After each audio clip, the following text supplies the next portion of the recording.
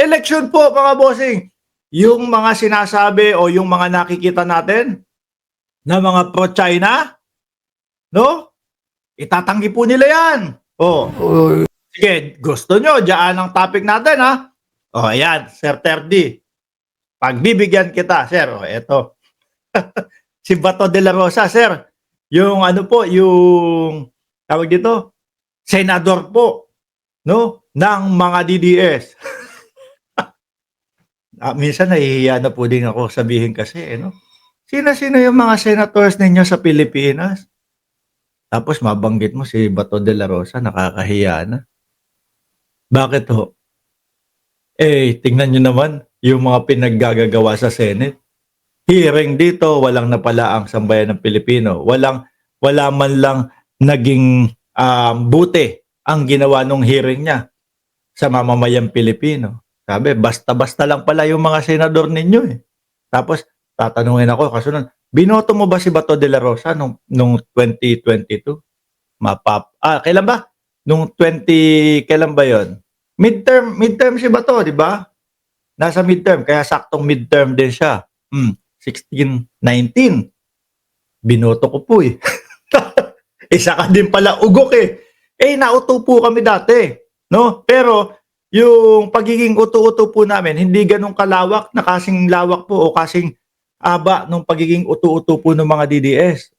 Kaya ngayon, bumaklas na po kami. Di ba? Kapag kayo, mga DDS, ramdam nyo na inuuto na lang kayo, aba, hindi nakakahiya na tumalikod ng suporta. Di ba? Sila ho, kasi yung karamihan sa kanila, inuuto, alam nang inuuto na lang sila. Nahihiya na lang pong bumaklas ng suporta. Bakit po? Kasi araw-araw ako nagpo-post sa Facebook ko, bato ako, bato ako. Araw-araw akong nagpo-post sa Facebook ko, Tatay Digong, Tatay Digong. Nakakahiya na pag biglang sinabi ko, Marcos na pala ako. Ganyan na lang po ang iniisip niyang mga yan, mga boss. Eto, yung sinasabi ko po sa inyo, mga kababayan, lahat po sila itatanggi po nila yan. Pero, umpisahan po natin ito, mga bossing. No, umpisahan po natin ito, mga bossing, na tatanungin ko kayo, no? Si Mocha binuntis ni Bungo. No, hindi yan yung tanong. Nabasa ko lang kay Chaudero yan. Totoo ba yan? Naku ngayon ko lang narinig yan. Ito ho ang katanungan natin, mga bossing. Kanino po ang loyalty ni Bato de la Rosa? Sa Pilipinas po ba? O kay dating Pangulong Duterte? Mga kababayan. Kasi ho, kung ako ang tatanungin ninyo, ang loyalty nito kay dating Pangulong Duterte. Kung tatanungin nyo po ako, para sa Pilipinas ba yung mga nakikita kong ginagawa ni Bato de la Rosa? Sasabihin ko po, hindi po. Para po sa mga Duterte. Yung mga Duterte ho, mga kababayan. Kaya, kagaya ni Digong, pag-usapan natin yung West Philippine Sea, mga bossing. Yung West Philippine Sea na ipanalo ng dating Pangulong Noynoy Aquino, yung sa UNCLOS natin, sakto naman ho, mga kababayan, pagkakaupo naman ni dating Pangulong Duterte, wala naman po siyang ginawa. Hindi naman po umalma, hindi man lang po, kumbaga, ipinangalandakan sa buong mundo. Ito po, kami po ang may karapatan sa West Philippine Sea. Walang ginawang ganun. Ano? Ano po isipin nyo nun? Kinakampihan yung China. Ang ating vice-presidente, hanggang ngayon po, siguro kahit matigok po ang vice-presidente, mga kababayan, hindi mo mapapasabi yan na hindi mo mapapasabi na magkomento about sa West Philippine Sea. Corner po kasi, no? Kaliwa, kapag ka nagsabi ng pro-China, lagot sa Pilipino. Hindi iboboto sa 2028. Pag nagsabi ng pro-Pilipino, lagot naman doon sa China. Kung sakali na totoo yung sinasabi ni Cristina Conti, ni Katrina Ponce Enrile, na may pondong nanggagaling sa China, o baka stop kung si Vice Presidente isa doon.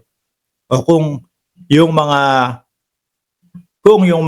pangkandidatura nila naggagaling din ho doon. Hindi tayo sigurado. Narinig lang ho natin yun, mga kababayan.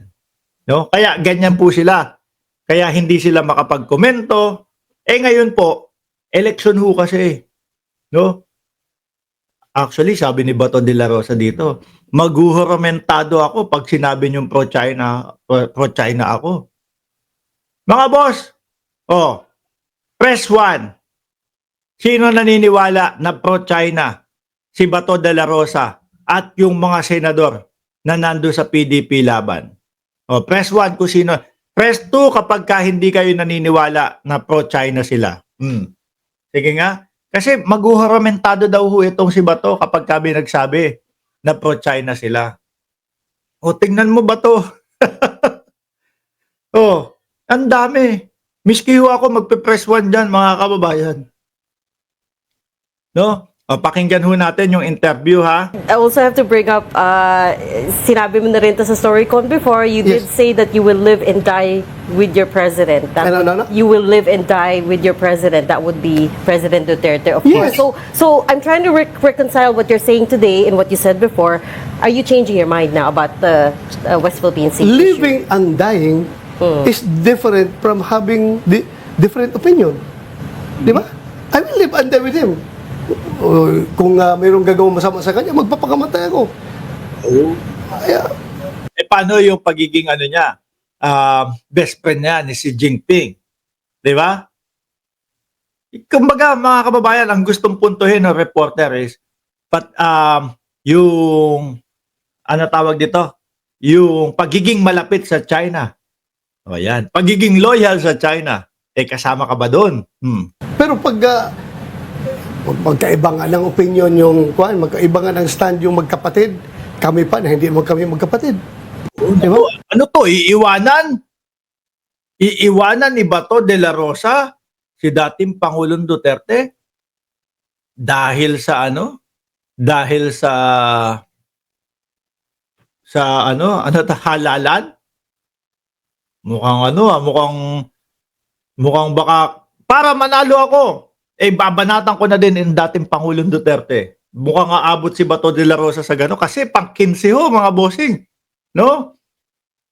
Yung pangalan ni Bato sa mga survey, sa 5 beses na survey, isa magna number 12 siya. Yung 4 nasa pang 15 mga bossing, no? Pakinggan niyo yung sinasabi ni Tobats. Mukhang iiba ng landas, manalo lang. At saka, you are trying to distance me from President Duterte. Sabi ko na sa inyo, hindi siya pro-America, hindi siya pro-China, pro-Filipino siya.